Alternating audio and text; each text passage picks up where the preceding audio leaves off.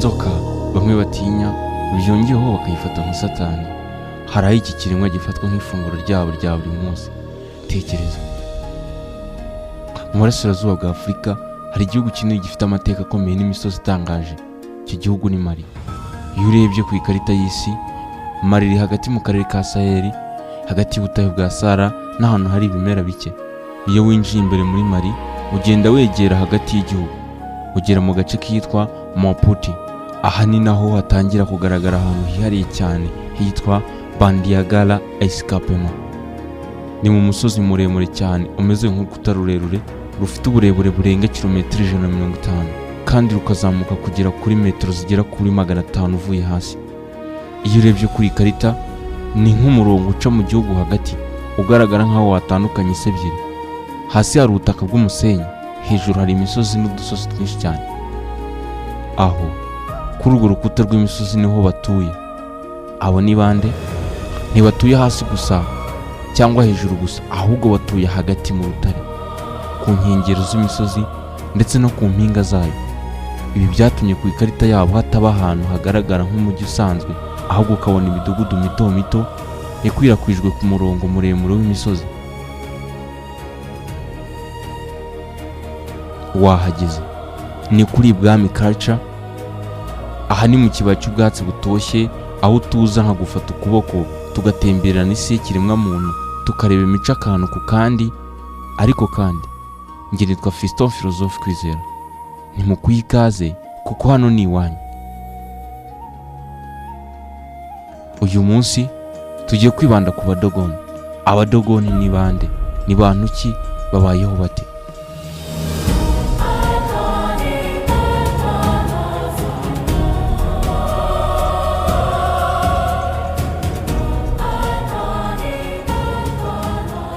Abadogoni ni umwe mu miryango yihariye iboneka mu mugabane wa Afurika. Batuye mu gihugu cya Mali, cyane cyane mu misozi ya Bandiagara. Uyu ni umuryango uzwi cyane mu isi kubera umuco ukomeye, amateka akomeye n'ubumenyi budasanzwe bukomeje gutangaza abashakashatsi n'abanyamateka. Nubwo batuye ahantu hitaruye kandi batagize amahirwe menshi yo kwegera ikoranabuhanga rigezweho mu bihe bya kera, bafite uburyo bwabo bwihariye bwo gusobanukirwa isi, ubuzima n'isanzure. Kimwe mu bintu by'ingenzi bigaragaza ubudasa bw'abadogoni ni uburyo babasha kubungabunga ndetse no guhererekanya ubumenyi bwabo mu magambo, imigenzo n'imihango, mu gihe ahandi ubumenyi bwandikwa mu bitabo.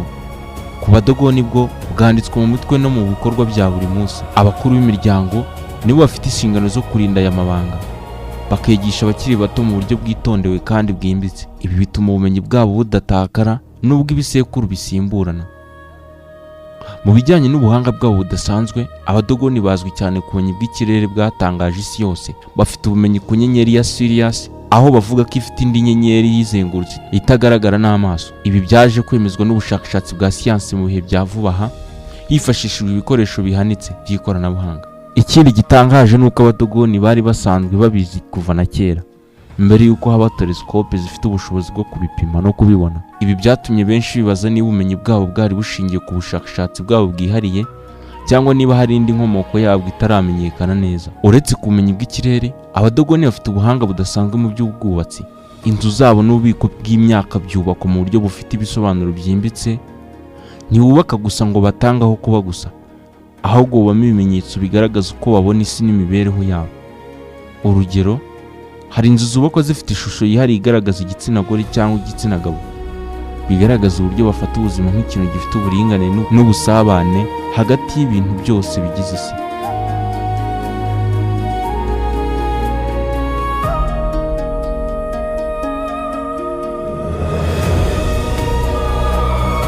Ikindi kigaragaza ubuhanga bwabo ni imihango yabo irimo masike.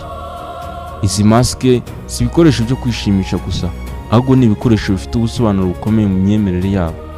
Buri masike igira igisobanuro, yaba ihagarariye umwuka runaka, igitekerezo runaka cyangwa amateka yihariye. Abantu bambara izi masike baba bafite amahugurwa yihariye, kandi imbyino bakora ziba zifite amategeko n'amabanga bitari ibya buri wese ushobora kubisobanukirwa. Ibi bigaragaza ko bafite uburyo bwimbitse bwo gukoresha ubuhanzi nk'igikoresho cyo kubika no gutanga ubumenyi. Ku rwego rw'ubuhinzi, abadogoni nabo bagaragaza ubuhanga bukomeye.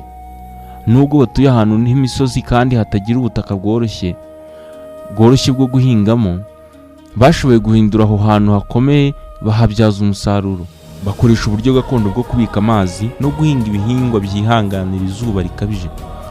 Ubu buhanga butuma babasha kubaho no mu bihe bikomeye, bigaragaza uburyo bafite ubumenyi bwo kubana n'ibidukikije aho kubirwanya. Ikindi kintu kidasanzwe ku badogoni ni filozofiya yabo ku buzima n'urupfu. Imyemerere yabo, ubuzima ntiburangira ku rupfu. Bemera ko hari isi y'abakurambere ikomeza kubaho kandi igira uruhare mu mibereho y'abazima bariho. Ibi bituma imihango ijyanye n'urupfu igira uburemere budasanzwe, si igikorwa cyo kubabara gusa, ahubwo ni inzira yo guherekeza uwapfuye mu kindi cyiciro cy'ubuzima.